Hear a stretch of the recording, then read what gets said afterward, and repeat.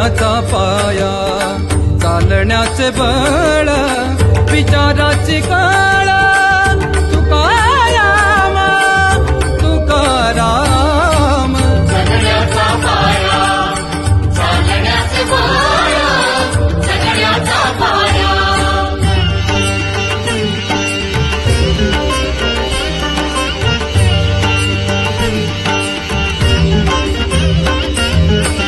शब्दांचे इमान, अक्षरांचे रान, शब्दांचे इमान, अक्षरांचे रान, अभंगाचे पान,